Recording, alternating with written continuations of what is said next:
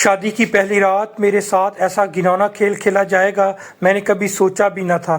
میں بہت رومانٹک قسم کی لڑکی تھی، شروع سے ہی گھر والوں سے چھپ چھپ کر ناولز پڑھا کرتی تھی اور میں خود بھی اپنے آپ کو ناولز کی ہیروئن کی طرح امیجن کرتی تھی کہ میں شہزادی ہوں اور میرے لیے کوئی شہزادہ آئے گا، مجھ سے محبت کے دم بھرے گا، میں اس کی باہوں میں جھولوں گی، اس کے شرٹ کے بٹن لگاؤں گی۔ رومانٹک ناول سے میرا دماغ خراب کیا ہوا تھا، اس لیے جب گھر میں میری رشتے کی بات وغیرہ ہوتی تو میں خوشی سے جھومتی۔ میری جذبات کی شدت ایسی تھی کہ میرا دل چاہتا تھا بس ابھی مجھے اپنا شریک حیات ملے اور میں اس کے ساتھ وہ رات گزاروں جس کا مجھے شدت سے انتظار تھا، لیکن مجھے نہیں پتا تھا کہ میرے زندگی میں ایک ایسا موڑ آئے گا جو میری زندگی کو بدل کر رکھ دے گا اور شادی کی پہلی رات میرے ساتھ ایسا گھناؤنا کھیل کھیلا جائے گا۔ میں اس سے بے خبر تھی اور میں اس جہلانہ رسموں کی بھینٹ چڑھائی گئی جو میں نے زندگی میں کبھی سوچی بھی نہیں تھی۔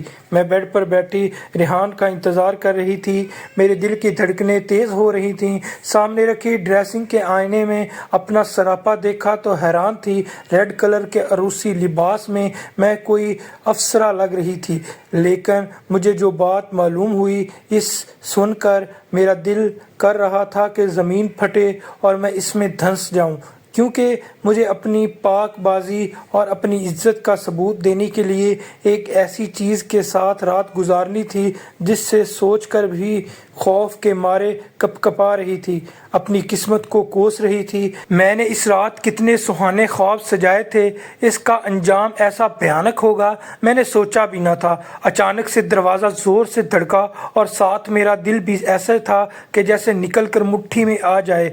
سامنے وہی کھڑا تھا، اس کی سفید رنگت، سرخ آنکھیں، قابل دید، صحت، موٹا، تازہ۔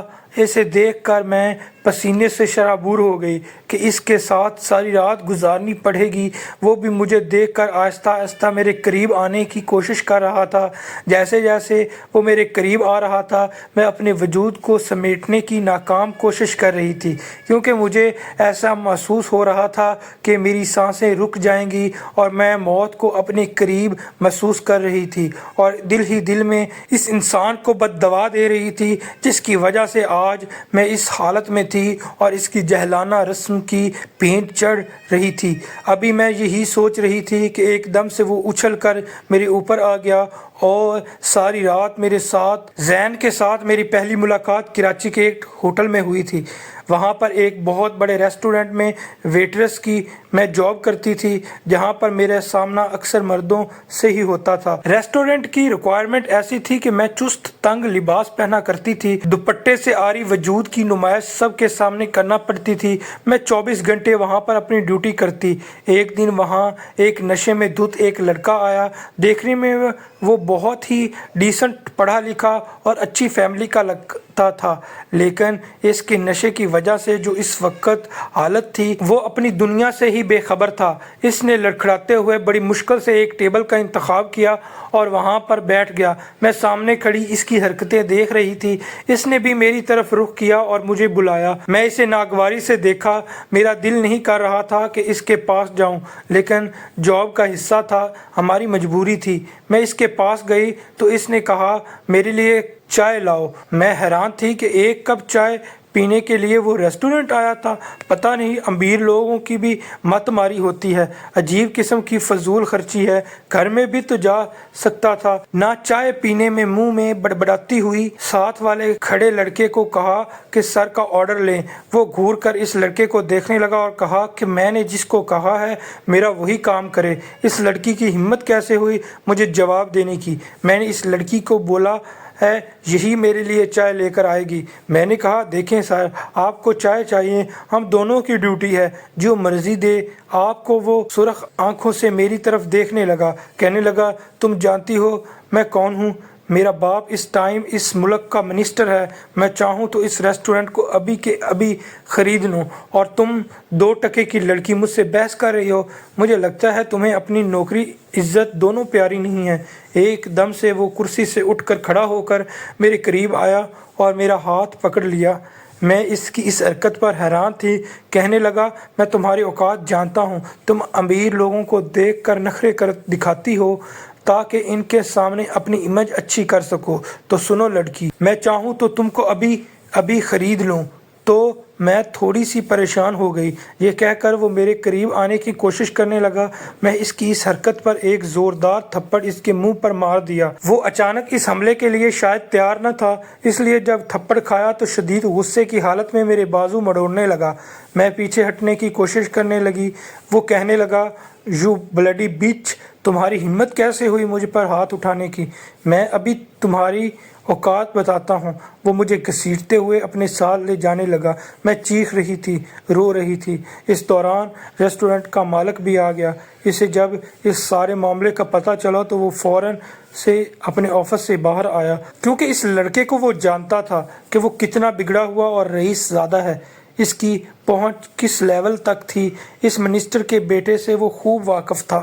اس نے اس لڑکے کی منت وغیرہ کی اور کہا کہ میں ابھی اس کو فائر کر دوں گا، یہ نوکری سے فارغ ہو جائے گی۔ آپ کو اس ریسٹورنٹ میں آپ کی مرضی کے خلاف کوئی بھی لڑکی نظر نہیں آئے گی، اس کو معاف کر دیں۔ لیکن اس پر تو خون سوار تھا، وہ کسی کی بھی نہیں سن رہا تھا۔ سارا ریسٹورنٹ کا سٹاف اکٹھا ہو چکا تھا اور میرا تماشا دیکھ رہے تھے۔ مالک کے بار بار ریکویسٹ کرنے پر اس نے میری طرف دیکھا اور حقارت بھری نظروں سے دیکھا اور میرے منہ پر تھوک دیا اور وہاں سے نکل گیا۔ میں اپنی اس بے عزتی پر زمین بوس ہو گئی تھی اور اوپر سے مالک نے بھی مجھے نوکری سے فارغ کر دیا تھا۔ میں ہمت کر کے اپنے ٹوٹے اور تذلیل شدہ وجود کو سمیٹ کر واپس آ گئی تھی تو میری ماں باپ میری حالت کو دیکھ کر پریشان تھے اور مجھ سے پوچھنے لگے، لیکن میں نے انہیں کیا بتاتی کہ اپنے تن چھپانے کے لیے اور پیٹ کے دوزخ کو بھرنے کے لیے عزت والی روٹی کمانے کے چکر میں آج میں کیسے اپنی عزت کا تماشا بنتی دیکھا تھا۔ ہمارے جیسی مجبور لڑکیاں جو کچھ بھی کر سکتی تھیں، جو گھر سے اپنے گھر والوں کو پالنے کے لیے باہر نکلتی ہیں۔ میں نے اپنے ماں باپ سے کہا کہ مجھے بس تھوڑا سا بخار ہے، میں آرام کرنے جا رہی ہوں، کوئی بھی مجھے ڈسٹرب مت کرے۔ 2 دن تک میں گھر میں پڑی رہی۔ اس کے بعد میں نے ایک جگہ پھر اپلائی کیا، میں نے وہاں انٹرویو دینے جانا تھا۔ میں جب انٹرویو دے کر واپس آ رہی تھی تو میرے پاس ایک گاڑی رکی۔ جب میں نے دیکھا تو اس میں وہی لڑکا تھا، وہی رئیس بگڑا امیر زادہ۔ اس نے مجھے روکنے کی کوشش کی اور کہا کہ آؤ میں تمہیں گھر چھوڑ دوں۔ آئی ایم سوری یار، اس دن میں بہت بدتمیزی کی تھی تمہارے ساتھ، میری وجہ سے تمہاری جاب بھی گئی۔ اس دن میں نشے کی حالت میں تھا، میں نے انکار کر دیا۔ میں اس کے ڈھکوسلے خوب جانتی تھی۔ میری انکار پر وہ گاڑی سے نیچے اترا اور میرا بازو پکڑ کر گاڑی میں بٹھانے کی کوشش کرنے لگا، لیکن میں اپنا بازو چھڑا کر وہاں سے نکل گئی۔ اس نے میری اس حرکت پر زور سے اپنی گاڑی کو لات ماری جیسے میں اس کے بس میں نہیں تھی۔ میں اسے دیکھ رہی تھی، لیکن میں جلدی چلتی وہاں سے دور نکل گئی۔ اگلے روز صبح ہی کسی نے زور سے ہمارا دروازہ بجانا شروع کر دیا۔ میرے بابا نے دروازہ کھولا۔ ایک آدمی 4 بندوں کے ساتھ ہمارے گھر میں داخل ہوا اور ہمارے ڈائننگ روم میں بیٹھ گیا۔ میرے والدین کو کہنے لگا کہ اپنی بیٹی کو بلاؤ۔ میرے والدین نے یہ سب دیکھا تو حیران تھے اور پوچھنے لگے کہ تم کون ہو اور کس کام سے آئے ہو؟ شور کی آوازیں سن کر میں بھی ڈائننگ روم میں آ گئی اور جو منظر سامنے میں نے دیکھا، اس کو دیکھ کر میرے احسان خطا ہو گئے۔ یہ وہی لڑکا تھا۔ اس نے اپنے ساتھ ایک مولوی اور 3 دوستوں کو لیا ہوا تھا اور 2 اس کے ساتھ گارڈز بھی تھے۔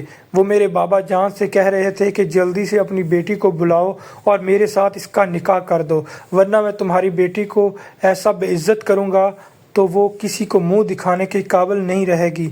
میں اس کی باتیں سن کر پتھر کی بت بن کے کھڑی تھی۔ اس نے میرے بابا کے سامنے 20 لاکھ روپے رکھے اور کہا کہ نکاح کے بعد اس سے آپ کا کوئی تعلق نہیں ہوگا۔ میں نے کہا یہاں سے دفع ہو جاؤ، میں کوئی بکاؤ مال نہیں ہوں جو تم مجھے خریدنے آ گئے ہو۔ میرے بابا نے بھی ان سے کافی بحث کی۔ میں نے کہا مجھے تم سے نکاح نہیں کرنا۔ اس لڑکے نے اپنے دوستوں کو اشارہ کیا اور گارڈز کو کہا تو انہوں نے اپنی पिस्तौल निकाल ली। ये देखकर मेरे माँ बाप की हवाइयाँ उड़ गईं। एक लड़के ने मेरे बाबा की कनपट्टी पर पिस्तौल रख दिया और कहा कि अपनी बेटी को कहो निकाह के लिए मान जाए। मैं अपने बाबा की हालत देखकर ऐसी थी जैसे अभी दिमाग फट जाएगा। मैंने इतनी तजलील अपने माँ बाप की कभी भी नहीं होने दी थी और ना ही ये सब देखा था। मैंने इस लड़के को कहा कि मेरे बाबा को कुछ मत कहना, मैं निकाह के लिए तैयार हूँ। निकाह का सुनकर इसके चेहरे पर कमीनगी सी मुस्कुराहट आई और कहा, अब आया ना इस ऊंट पहाड़ के नीचे। वो लड़का गरूर और दौलत के घमंड और नशे में धुत था। मेरे पास और कोई रास्ता भी नहीं था सिवाय निकाह के। मैं आंसू बहाते हुए अपनी किस्मत का फैसला लिख दिया था और इस शख्स को कबूल कर लिया था जिससे मुझे नफरत हो रही थी। वो लड़का कहने लगा कि कैसा मिला मेरा जवाब, जो अब तुमने मुझे थप्पड़ मारा था ना, अब मज़ा आया? वो कहने लगा, अभी तो शुरुआत है, आगे आगे देखो तुम्हारे साथ क्या हालत करता हूँ। अभी तो तुमने थप्पड़ की भारी कीमत वसूल करनी है। इसने मुझे गाड़ी में बिठाया और घर रवाना हो गया। घर पहुँचा तो घर बिल्कुल सुनसान जगह पर और सन्नाटा था, ऐसे जैसे सदियों से बंद था। इसने मुझे घसीटते हुए कमरे में फेंक दिया और कहा, रुको मेरी जान, अभी तुमसे एक रस्म भी करवानी है। नई नवेली दुल्हन को वेलकम तो बनता है ना। इसकी तंजिया गुफ्तगू में समझ चुकी थी। वो मुझे कमरे में बंद करके बाहर निकल गया। मैं कमरे में अपनी बदकिस्मती पर ज़ारो कतार रो रही थी और अल्लाह से शिकवा कर रही थी कि या अल्लाह, गरीब होना क्या इतना गुनाह है? ऐसी बेबस और मजबूर लड़की और क्या कर सकती थी। थोड़ी देर बाद जब जैन वापस आया तो इसके साथ जो था, इसे देखकर मेरा दिल हलक से उछल कर बाहर आ रहा था। मैं खौफ के मारे कांप रही थी। वो मुझे देखकर हंसने लगा और कहने लगा कि हमारी रस्म है कि औरत की पाक दामनी साबित करने के लिए इसको पहली रात इस कुत्ते के साथ गुजारनी पड़ती है और तुम भी ऐसा ही करोगी। मैं हैरान थी कि ये कैसी रस्म है। मैं इस कुत्ते की जानब देख कर कपकपा रही थी और जैन मेरी इस हालत को देख कर मज़े लूट रहा था। मैंने कहा, ये कैसी रस्म है? इसने कहा कि इस थप्पड़ का बदला है जिसके निशान तुमने मेरे चेहरे पर छोड़े थे। आज रात इसके साथ गुजारो, सुबह फिर देखते हैं कि क्या करना है। अगर ज़िंदा बच गई तो यह कहकर इसने दरवाज़ा बंद कर दिया और कुत्ते को छोड़कर खुद बाहर चला गया। मैं खौफ के मारे कपकपा रही थी, रो रही थी। वो कुत्ता आहिस्ता आहिस्ता मेरे जानब बढ़ रहा था। मुझे समझ नहीं आ रहा था कि मैं क्या करूं, कैसे इससे अपनी जान छुड़ाऊं। इसकी सुर्ख आंखें देखकर मुझे महसूस हो रहा था कि वो मेरी हड्डियां तक खा जाएगा। एकदम मेरी नज़र छुरी पर पड़ी जो फ्रूट की टोकरी के साथ पड़ी थी। शायद किसी ने यहाँ पर फ्रूट खा कर रखे थे। मैंने इस छुरी को उठा लिया और जैसे ही कुत्ता मेरे ऊपर झपटा, मैंने इस पर छुरी से हमला कर दिया और बार बार मेरे वार करने से वो एक साइड पर गिर गया। मैंने मज़ीद इसके गले के पास वार किए। जब इसकी हालत गैर हो गई और वो शदीद ज़ख्मी हो गया तो मैं दरवाज़ा खोलकर बाहर की तरफ भागी। लॉन से होते हुए मेन गेट पर गई तो आगे गार्ड्स खड़े थे। मैंने इनकी मिन्नत समाजत की कि मुझे जाने दो, मैं भी आपकी बेटियों जैसी हूँ, लेकिन वो मेरी बात न मानी। मेरी आवाज़ और शोर की आवाज़ सुनकर जैन बाहर आ गया तो हैरान था कि मैं कमरे से बाहर इस कुत्ते से बचकर कैसे निकली। वो भाग के कमरे में गया तो कुत्ता मर चुका था और शदीद गुस्से की हालत में वो मेरी तरफ आया और मेरे बालों से पकड़ा और कहा कि तुम्हारी हिम्मत कैसे हुई मेरे कुत्ते को मारने की। मैंने एकदम से ज़ोर से इसे धक्का दिया और वो अपना तवाज़ुन बरकरार न रख सका और नीचे गिर गया। गार्ड जल्दी से इसकी तरफ भागे और जब इसे उठाने लगे तो मैंने गार्ड्स के पास से पिस्टल छीन लिया और सीधा फायर निकाला। एक फायर गार्ड को मारा और दूसरा जैन की टांग पर गोली लगी थी। वो दर्द से बिलबिला उठा था। गार्ड इसकी तरफ मसरूफ़ हो गए। मैंने मौके का फ़ायदा उठाते हुए वहाँ से भाग गई। भागते हुए मैं मेन रोड पर आ गई। वहाँ से टैक्सी ली और अपने घर गई और अपने माँ बाप के पास इनकी खैर खबर। अपने घर में मेरे माँ बाप मुझे देखकर हैरान थे और मेरी हालत ऐसी थी کہ اس سے پہلے کہ کوئی سوال کرتے میں نے کہا جلدی کریں، ہمیں یہاں سے نکلنا ہے، اس سے پہلے کہ وہ درندہ صفت انسان دوبارہ پہنچ جائے۔ ہم نے جلدی سے اپنا ضروری سامان اٹھایا اور ہم کراچی سے لاہور کے لیے روانہ ہو گئے، اور میں ٹرین میں بیٹھی صرف یہی سوچ رہی تھی کہ اللہ نے جن لوگوں کو طاقت دی ہے وہ اپنی طاقت کا ناجائز استعمال کیسے کرتے ہیں۔ میں ایک معصوم لڑکی جو ناولز کی دنیا میں گم رہتی تھی اور اپنی جیون ساتھی کی سنگت کے لیے بے قرار تھی، اور مجھے نہیں پتا تھا کہ میری زندگی میں ایسا بھی وقت آئے گا اور میرا جیون ساتھی میرے ساتھ پہلی رات یہ حال کرے گا، لیکن میں راستے میں اللہ کا شکر ادا کر رہی تھی کہ اس نے میری عزت کو اور مجھ کو محفوظ رکھا۔ اور اگر آپ کو یہ سٹوری اچھی لگی ہو تو چینل کو سبسکرائب ضرور کریے گا۔ شکریہ۔